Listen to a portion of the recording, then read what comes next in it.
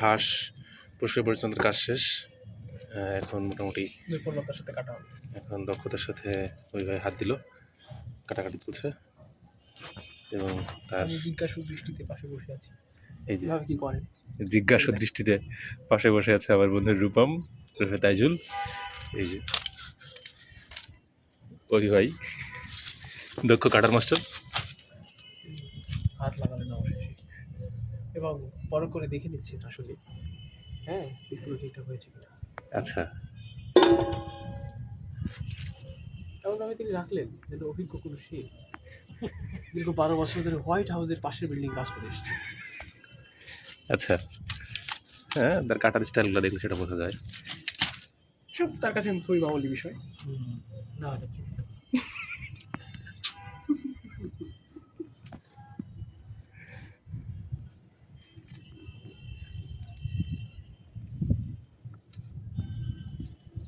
আপনি কি আসছিলেন না আমাজন জঙ্গলে ছিলেন না কিছুদিন মুরগি ধরছেন খাইছেন তেলের পিছলাই ইয়া তারা রাখতে তাহলে একটা ধরা দিয়া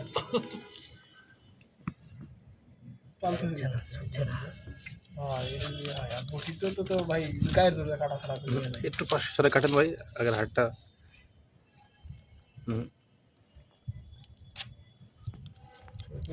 জোড়া থেকে খুলে নিতে এই তো সফলতার সাথে একটা লেগ পিস বের হয়ে গেল। আগে ছোটবেলা একটা রিয়ারেন্স করতাম না হাঁসের রোস্ট। হ্যাঁ হ্যাঁ হ্যাঁ, একটা খেয়ে ফেলে একটা পা হারাই যায়।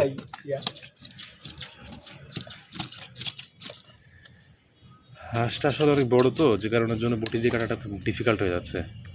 রাইট, আরও হচ্ছে তেল দিয়ে পোড়ানো হয়েছে, এই জন্য হাতটা একটু স্লিপি হয়ে গেছে ভাই। একদম হ্যাঁ একদম ভাই। এটা তো পাতি নয়, না পাতি হাঁস না তো। পাতি শব্দের অর্থ কি? ছোট ছোট। আমাদের প্রশ্ন আছে, উপসর্গ পড়েছেন নাকি? ইয়েস। পাতি কথা বাংলা পোশাক সুমনকে দিয়ে আসো, খুবই ক্লান্ত। খেতে থাকুক, আপাতত তাকে সম্বোধন করুন। একটি বিষয় বলে রাখা ভালো, আমরা কিন্তু পাতি হাঁস কোনোভাবেই ভুল করবেন না এই বিষয়টি ভেবে। এটা কিন্তু চীনা হাঁস।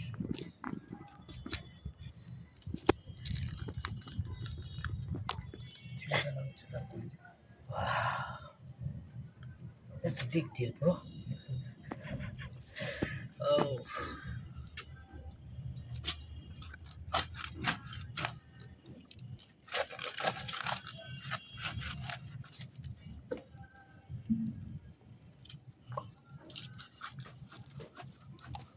গায়ের সবগুলো শক্তি লাগিয়ে কাটতে হচ্ছে। ওয়াও, মাংস আছে ভালোই না ভাই বলেন? মানে হাঁস শুকনা না, মানে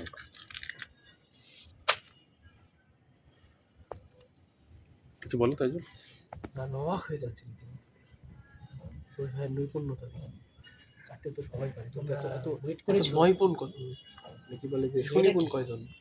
এটা পাকস্থলী পাকস্থলীতে 250 গ্রাম চলে যাবে, তার মানে যাক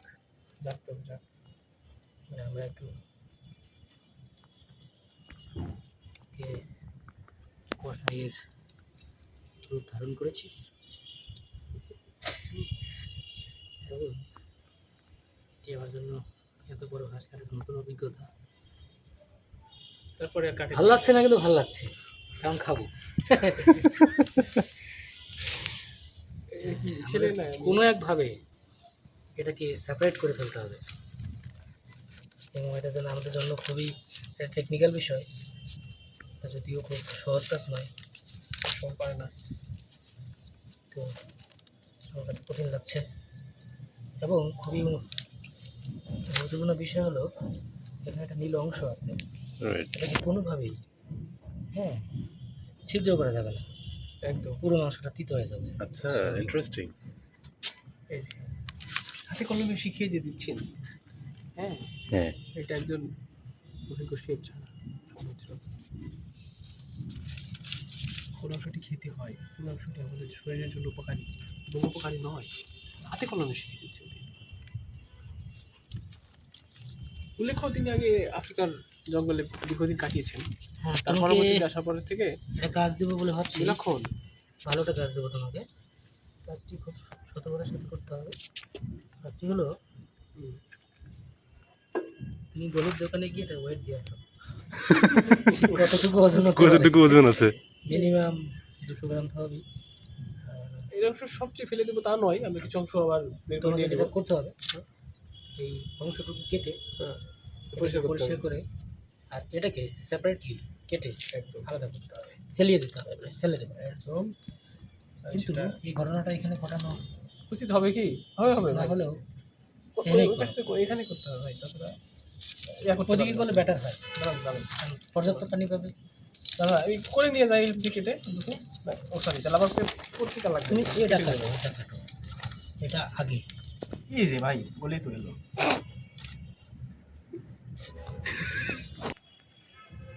এভাবে একটু মোটামুটি ক্লান্ত, এবং তাইজুল বন্ধুরূপম সে কোনো একটা কাজ হাতে নিয়েছে, এবং দুজন দক্ষ মানুষ।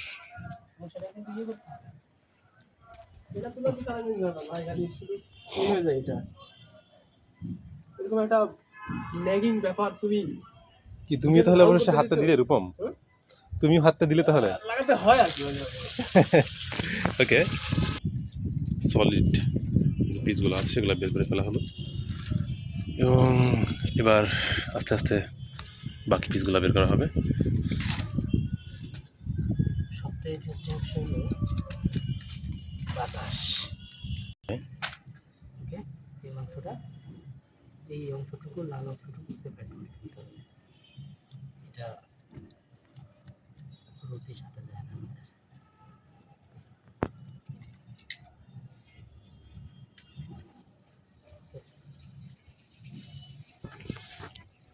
এটা হয়তো বা আমি বা আমরা যদি কাটতে বসতাম তাহলে হয়তো বুঝতাম না।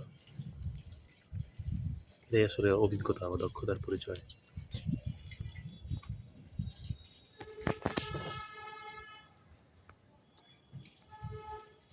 তাইজুল, ওকে, সাবাস, চলে আসো। একজন দক্ষ মানুষের কতটুকু খেয়াল রাখতে হয় দেখেছো? সেদিকেও কাজ করছে, আবার রূপমের কাজটাও খেয়াল করছে। এই এটা করে রাখবো এখানে। হুম, এই যে এটা তো তোলা চ্যালেঞ্জিং ব্যাপার, এই যে এটা ভিতরেরটা একটু চ্যালেঞ্জিং কিন্তু করতে হবে। বিলক্ষণ। হাল ছাড়ছি না, পথ হারাবে না বাংলাদেশ।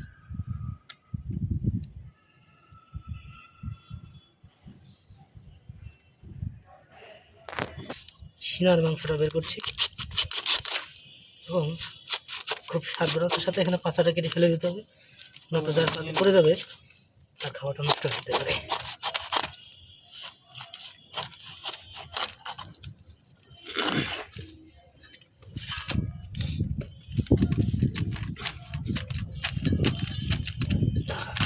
গরম পানি সহ অন্যান্য জিনিসপত্র যেগুলো হচ্ছে লবণ, গরম পানি এবং লেবু, এইগুলো নিয়ে আমাদের মধ্যে আমাদের ছোটো ভাই আতিক সাহেব সে হাজির হয়েছে। এইখানে এটা হচ্ছে নালি, যেটা দিয়ে হাঁস মলত্যাগ করে। তো এটা আমাদের খুবই যত্ন সহকারে কেটে সেপারেট করতে হবে, এটি দিয়ে বের করে দেয়। এটা কেটে ফেললে সামান্য একটু বের হতে চাচ্ছে, কোনোভাবেই এটা নেওয়া যাবে না। ওটাও তো ভাই পার্ট অফ হাঁস। সব পার্টি আমরা খাই না। প্রথমে আমরা ভিডিওর প্রথমে বলে দিয়েছি আমরা হাই সিনথেটিক করবো এবং প্রয়োজনীয় অংশটুকুই আমরা শুধু দেব। ভাই আমি একটা পেরেছি, বুঝলেন, দক্ষতার সাথে পেরেছি। ওটাও নিলেন? ওমা, এটা বলে নেবেন, এটা তো সব থেকে বেশি। এটা আমার জন্য, এটা মাথা পা। ও এর আগের হাসি তো ভাই Yes, মাথা নিয়ে অনেক মরা হতো রিগ্রেট ফিল হয়েছে। করছে।